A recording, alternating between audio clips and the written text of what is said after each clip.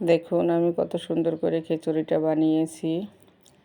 মিষ্টি কুমড়ার মিষ্টি, তেঁতুলের টক, কাঁচামরিচের ঝালের ঝাল, আচারের ঝাল, তিনটে মিলে টক ঝাল মিষ্টি খিচুড়ি তৈরি করেছি আমি। খিচুড়িটা দেখতে কত সুন্দর হয়েছে, খেতে অনেক মজা হবে ইনশাল্লাহ। তো চলুন দেখি আমি কিভাবে এই ভিডিওটি বানালাম বা খিচুড়িটা রান্না করলাম। আসসালামু আলাইকুম রহমতুল্লাহি ওয়া বারাকাতুহু। আমার প্রিয় ভাই বোনেরা, আমি আপনাদেরকে শুভেচ্ছা জানিয়ে শুরু করছি আমার আজকের ভিডিও। আমি ভালো করে উপকরণগুলো রেডি করে নিয়েছি। এখন একটি পাতিলে বসিয়ে দিব খিচুড়ি। প্রথমত চাউল, 2 প্রকারের ডাল আমি ধুয়ে আলাদা করে রেখে দিয়েছিলাম অনেকক্ষণ, প্রায় 20 মিনিট সময়, কারণ সিদ্ধ চাউলটা ভালো হবে। তারপরে দিয়ে দিলাম সকল প্রকারের মশলা, একটা বাটিতে নিয়েছিলাম। চাউলের সাথে মিক্স করার জন্য তেল দিয়ে দিলাম। এটাকে আমি এখন ভালো করে মিক্স করব। আর এটা আমি চামচের সাহায্যে করছি, হাতের সাহায্যে করলে ভালো হতো, কারণ হাতেরটা বেশি ভালো লাগে আমার মনে হয়।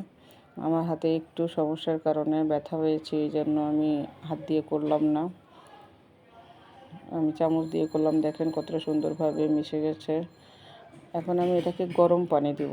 আমি অন্য একটা পাত্রে গরম পানি করে রেখেছিলাম, আপনারা চাইলে গরম পানি দিতে পারবেন। গরম পানিটা দিলে বেশি ভালো হবে, তাড়াতাড়ি হবে।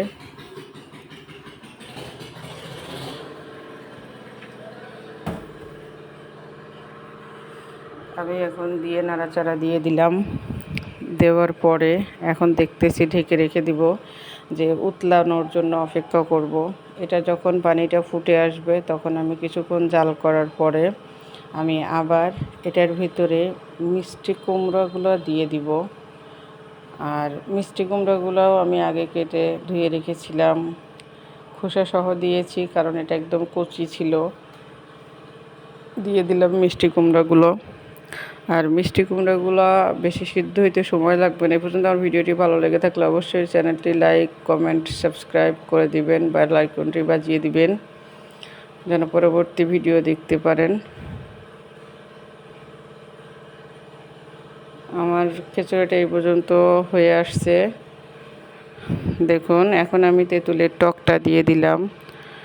আমি আগেই বলেছিলাম টক ঝাল মিষ্টি, তো আমি তেঁতুলটাকে ভিজিয়ে রেখেছিলাম কিছুক্ষণ সময়, সেটাকে দিয়ে দিলাম, গাছের পাকা তেঁতুল।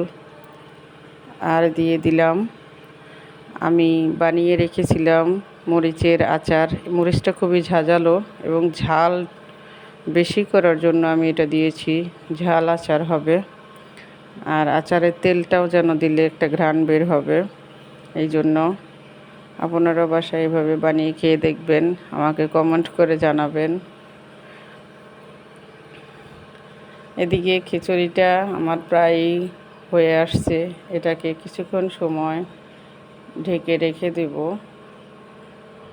সিদ্ধ হওয়ার জন্য।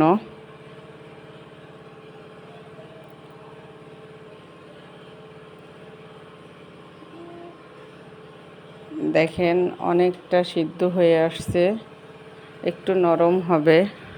আর খিচুড়ি নরম হলেও ভালো লাগে বৃষ্টির দিনে। ভর্তা দিয়ে খিচুড়ি আমি অন্য একটা চুলাতে একটি কড়াই বসিয়ে নিয়েছি, তেল দিয়ে দিলাম, শুকনো মরিচ ভেজে নেব। মরিচটা একটু ভালো করে ভাজবো। আর শুকনো মরিচের ভর্তা বেশি মজা লাগে।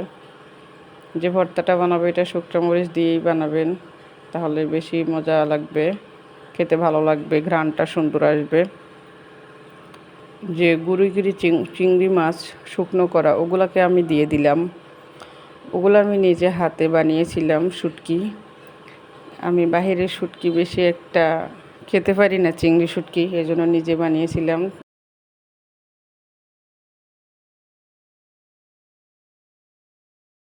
উপকরণগুলো দেখিয়ে দিলাম। আমি এখানে কাঁচা রসুন ব্যবহার করেছি, আপনারা কাঁচা রসুনের ভর্তা খেয়ে দেখবেন। সবগুলো উপকরণ একটা ব্লেন্ডারে নিয়ে আমি ব্লেন্ড করে নেব, হাতেও বানালে ভালো হবে।